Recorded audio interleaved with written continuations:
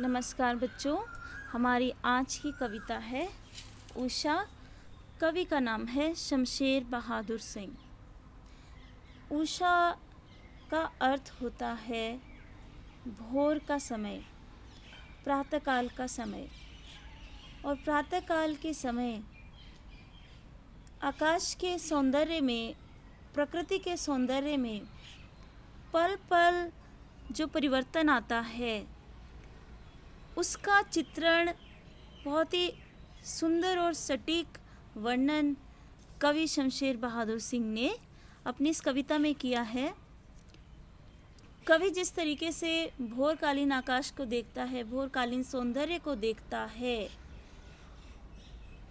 उसके देखने का नज़रिया एक चित्रकार की भांति है, जो यह देखता है कि प्रातःकालीन आकाश में किस तरीके से अलग अलग प्रकार के रंग भरे जा रहे हैं, अलग अलग प्रकार के रंगों का मिश्रण हो रहा है। वो चित्रण शमशेर बहादुर सिंह ने अपनी इस कविता में किया है। चलिए सबसे पहले हम शमशेर बहादुर सिंह के जीवन परिचय के बारे में जान लेते हैं। इनका जन्म 13 जनवरी सन 1911 को देहरादून में हुआ। उत्तर प्रदेश में है देहरादून, अब उत्तराखंड में है। इनकी प्रकाशित रचनाएं, कुछ कविताएं, कुछ और कविताएं, चुका भी हूँ नहीं मैं, इतने पास अपने, बात बोलेगी, काल तुझसे होड़ है मेरी, उर्दू हिंदी कोश का संपादन। सम्मान इनको मिले हैं साहित्य अकादमी तथा कबीर सम्मान सहित अनेक पुरस्कारों से सम्मानित। निधन सन 1993 दिल्ली में हो गया। तो चलिए पहले कविता का आदर्श वाचन करते हैं, क्योंकि आदर्श पाठ करने से ही कविता का रसास्वादन किया जा सकता है, उसके भाव को समझा जा सकता है। तो उषा कविता, चलिए पाठ करते हैं इसका। प्रातः नभ था बहुत नीला शंख जैसे, भोर का नभ राख से लीपा हुआ चौका अभी गीला पड़ा है। बहुत काली सिल जरा से लाल केसर से कि जैसे धुल गई हो, स्लेट पर या लाल खड़िया चाक मल दी हो किसी ने। नील जल में या किसी की गौर झिलमिल देख के जैसे हिल रही हो, और जादू टूटता है इस उषा का अब सूर्योदय हो रहा है। तो कविता को पढ़ने के पश्चात हमें भली भांति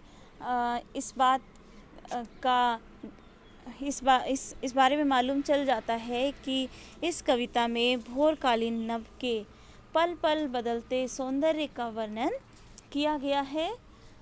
कविता के भावार्थ और शिल्प पक्ष पे नज़र डालने से पहले कविता में आए नए शब्दों को समझ लेना बहुत ज़रूरी है।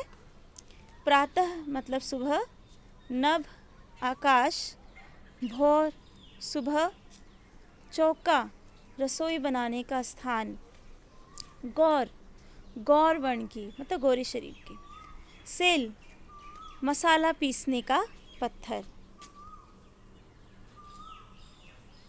तो सबसे पहली पंक्तियों को लेते हैं। प्रातः नभ था बहुत नीला शंख जैसे, भोर का नभ राख से लीपा हुआ चौका अभी गीला पड़ा है।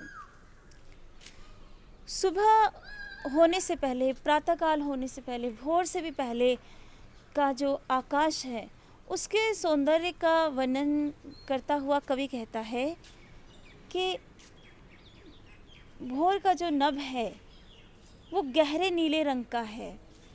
कवि उसकी तुलना नीले शंख के साथ करता है, मानो उसमें एक पवित्रता है। गहरा नीला आकाश नज़र आता है, धीरे धीरे करके उसके रूप में परिवर्तन होता है और कवि तुलना करने लग जाता है कि भोर का नभ राख से लिपा हुआ चौका। धीरे धीरे करके आकाश के सौंदर्य में परिवर्तन होता है और उसमें राख जैसा काला रंग छा जाता है, काले रंग का हो जाता है आकाश, और उसमें ओस है और ओस के साथ साथ नमी है उसमें। तो कवि उसकी तुलना कर देता है राख से लीपे हुए चौके के साथ, कि ऐसा लगता है जैसे किसी स्त्री ने अभी राख से चौका लीप दिया हो, जो अभी गीला पड़ा है। गीला पड़ा है कोष्ठक में इसलिए यहाँ पे लिखा गया है ताकि ये बताया जा सके कि आकाश में अभी नमी है। और चौके के साथ तुलना पवित्रता को भी दर्शाता है कि उसमें एक पवित्रता नज़र आती है आकाश में। तो हम इसकी व्याख्या कैसे कर सकते हैं कि कवि बताता है कि सुबह का आकाश ऐसा लगता है मानो नीला शंख हो। दूसरे शब्दों में इस समय आसमान शंख के समान गहरा नीला लगता है, वह पवित्र दिखाई देता है। वातावरण में नमी प्रतीत होती है। सुबह सुबह आकाश ऐसा लगता है मानो राख से लिपा हुआ कोई चौका है। यह चौका नमी के कारण गीला लगता है। अगला काव्यांश, बहुत काली सिल जरा से लाल केसर से कि जैसे धुल गई हो, स्लेट पर या लाल खड़िया चाक मल दी हो किसी ने। तो बच्चों आपको समझ में आ गया होगा कि अब आकाश में क्या परिवर्तन हुआ है, प्रकृति के सौंदर्य में क्या परिवर्तन हुआ है, कि जैसे सूर्य जो है क्षितिज से थोड़ा सा ऊपर उठने लगता है, हल्का हल्का दिखाई देने लगता है, तो उसकी लालिमा आकाश में फैल जाती है। और उससे पहले आकाश का रंग कैसा है, काले रंग का। यहाँ पे बताया गया ना कि भोर का नभ राख से लिपा हुआ चौका, कि आकाश में कालिमा है राख के रंग जैसी। और अब सूर्य जो है क्षितिज से थोड़ा सा ऊपर उठा और हल्का हल्का लाल रंग भी आकाश में छा गया है। तो काले और लाल रंग का मिश्रित रूप आकाश में नज़र आ रहा है। तो उसी सौंदर्य का वर्णन कवि ऐसे करता है कि ऐसे लगता है जैसे किसी ने काले पत्थर को लाल केसर से धो दिया है। ये दर्शाता है काले और लाल रंग के मिश्रण को। या ऐसा लगता है जैसे किसी ने काले रंग के स्लेट पर लाल खड़िया चाक जो है वो मल दी है। तो अर्थात आकाश में लालिमा और कालिमा छा गई है। तो इसको हम यूँ लिख सकते हैं कि कवि प्रातःकालीन आकाश का वर्णन करते हुए कहता है कि सूर्य क्षितिज से ऊपर उठता है तो हल्की लालिमा की रोशनी फैल जाती है। ऐसा लगता है कि काले रंग के सिल को लाल केसर से धो दिया गया है। अंधेरा काली सिल तथा सूरज की लाली केसर के समान लगती है। तो सिल जैसा शब्दार्थ में हमने पढ़ा था, मसाला पीसने का जो पत्थर होता है। तो ऐसा लगता है कि अंधेरा काली सिल है और सूरज की लाली केसर के समान लगती है। इस समय आकाश ऐसा लगता है मानो काली स्लेट पर किसी ने लाल खड़िया मिट्टी मल दी हो। अंधेरा काली स्लेट के समान व सुबह की लालिमा लाल खड़िया चाक के समान लगती है। तो आकाश में काले और लाल रंग का मिश्रित रूप नज़र आ रहा है। इसी की उपमा बहुत सुंदर तरीके से कवि ने यहाँ पर दी है। अंतिम काव्यांश है, नील जल में या किसी की गौर झिलमिल देह की जैसे हिल रही हो। तो धीरे धीरे करके जब सूर्य क्षितिज से ऊपर उठा, पहले उसकी लालिमा आकाश में फैली, उसके बाद सूर्य और ऊपर उठा और उसका प्रकाश जब फैल जाता है आकाश में, नीले आकाश में जब सूर्य का प्रकाश फैलता है, तो कवि उसकी तुलना करता है कि ऐसे लगता है जैसे नीले जल में किसी गोरी स्त्री की देह झिलमिला रही हो। अर्थात नीले आकाश में उगता हुआ सूर्य, श्वेत सूर्य, सफ़ेद रंग का सूर्य ऐसा प्रतीत होता है मानो नीले जल में कोई गोरे शरीर वाली स्त्री की देह झिलमिला रही हो। दूसरा हम इसको ऐसे भी जोड़ सकते हैं कि जब नीले आकाश में उगता हुआ सफ़ेद सूर्य का प्रतिबिंब जब जल में पड़ता है और जल की लहरों के साथ साथ वो प्रतिबिंब भी हिलता हुआ नज़र आता है, तो ऐसा लगता है जैसे कोई गोरे शरीर वाली स्त्री की देह जो है वो झिलमिला रही हो। और जादू टूटता है इस उषा का, अब सूर्योदय हो रहा है। और जब पूरी तरह से सूर्य का प्रकाश पूरे आकाश में फैल जाता है, उसकी किरणें जो है चमचमाने लगती है, तो जो प्रातःकालीन सौंदर्य था प्रकृति का, आकाश का पल पल बदलता जो रूप था, उसका सौंदर्य खत्म हो जाता है, वो आकर्षण खत्म हो जाता है। उसको जादू कह दिया कि भोरकालीन नभ में जो परिवर्तन हो रहे हैं, उसके सौंदर्य में जो परिवर्तन हो रहे हैं, उसमें एक जादू है। वो हमें अपनी आँखों से बांध लेता है, हमारी आँखों को आकर्षित करता है। कभी वो नीले रंग की तरह दिखाई देता है, कभी वो काले रंग सा प्रतीत होता है, कभी लाल और काले रंग का मिश्रित रूप उसमें नज़र आता है, लालिमा नज़र आती, कालिमा नज़र आती है। और फिर नीले आकाश में सूर्य का फैलता हुआ प्रकाश नज़र आता है, और फिर धीरे धीरे करके सूर्य पूर्ण रूप से उदित हो जाता है। और वो जो पल पल बदलता हुआ सौंदर्य था, आँखों को आकर्षित करने वाला जो सौंदर्य था, वो अब नहीं रहा। वो जादू अब टूट चुका है। कब टूट जाता है? सूर्योदय होने पर। तो हम यूँ लिख सकते हैं इसको कि कवि ने भोर के पल पल बदलते दृश्य का सुंदर वर्णन किया है।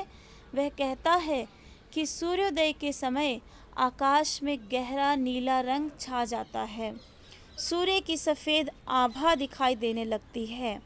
ऐसा लगता है मानो नीले जल में किसी गौरी सुंदरी की देह हिल रही हो।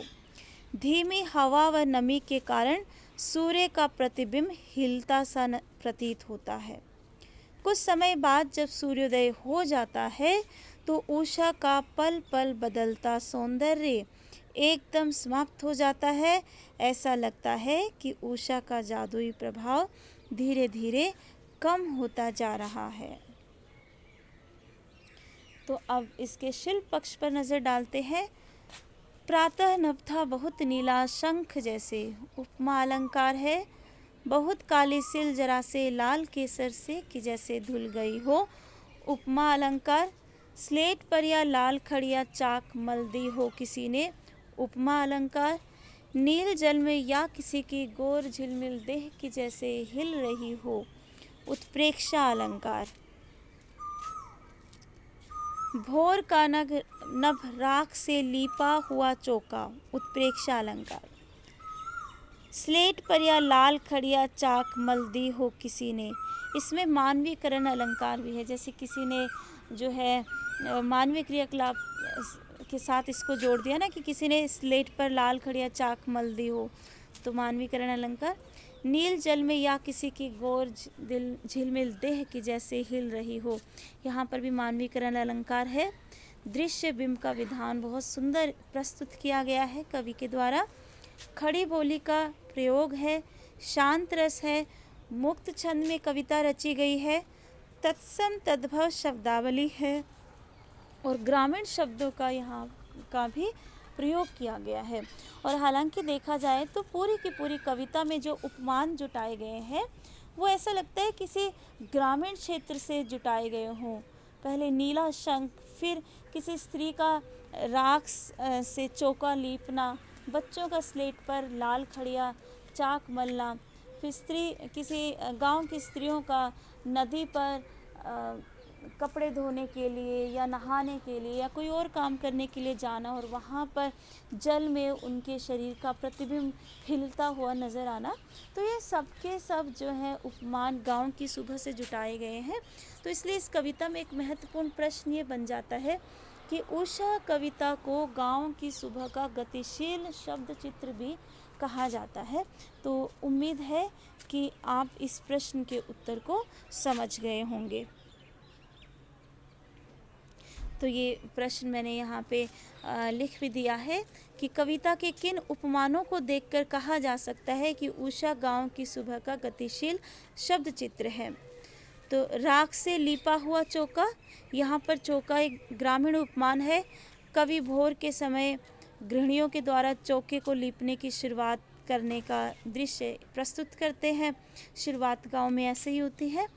बहुत काली सिल जरा से लाल केसर से कि धुल गई हो, यहाँ सिल उपमान है। मतलब अगला दृश्य क्या नज़र आता है गांव का, कि चौके में रसोई के कामकाज की शुरुआत हो चुकी है सिल का उपयोग करने से, मसाला पीसने से। स्लेट पर या लाल खड़िया चाक मल दी हो किसी ने, यहाँ पर उपमान है स्लेट। दृश्य और आगे बढ़ता है और बच्चे के विद्यालय की स्लेट पर पहुँच जाता है। नील जल में या किसी की गौर झिलमिल देह की जैसे हिल रही हो, तो यहाँ स्त्री की गौर वर्ण वाली देह का उपमान है। ग्रामीण स्त्री नदी या ताल में, ताल मतलब तालाब में जल भरने अथवा कपड़े धोने पहुँची है और उसकी देह का बिंब झिलमिला रहा है। तो इन सब के आधार पर हम इसको गांव की सुबह का गतिशील शब्द चित्र भी कह सकते हैं। अगला प्रश्न भी बहुत महत्वपूर्ण है इस कविता में। काव्यांश में प्रयुक्त उपमानों का उल्लेख कीजिए। कौन कौन से उपमान, उपमान का मतलब जिसके साथ तुलना की जाती है। तो यहाँ पे भोर के सौंदर्य की तुलना किस किस के साथ की गई है, उन सभी उपमानों का नाम हमें यहाँ पर लिखना है। तो कौन कौन से हैं, नीला शंख किसके लिए, सुबह के आकाश के लिए। राख से लिपा हुआ चौका, ये भोर के नभ के लिए प्रयुक्त किया है। काली सिल, अंधेरे से युक्त आसमान के लिए, जब अंधेरा छाया होता है, काला रंग छाया होता है आसमान में। स्लेट पर लाल खड़िया चाक, इसमें क्या है, भोर से नमी युक्त वातावरण में उगते सूरज की लाली के लिए, मतलब कालिमा है और उसके बाद उगता सूर्य है और उसकी लालिमा फैल जाती है उस दृश्य के लिए। नील जल में झिलमिलाती गोरी देह, नीले आकाश में आते सूरज के लिए, जब सूरज जो है नीले आकाश पर चढ़ता है, उगता है, उसका प्रकाश फैलता है, तो उसकी तुलना नील जल में झिलमिलाती गोरी देह के साथ कर दी हो। तो ये उपमान जुटाए गए हैं भोर के सौंदर्य का वर्णन करने के लिए। तो आशा है आपको समझ में आई होगी और इन दो प्रश्नों के उत्तर भी आप भली भांति समझ लीजिएगा। बहुत महत्वपूर्ण है, परीक्षा की दृष्टि से भी बहुत बार आते हैं और यही प्रश्न आते हैं इस कविता से। तो धन्यवाद, शुभ दिन।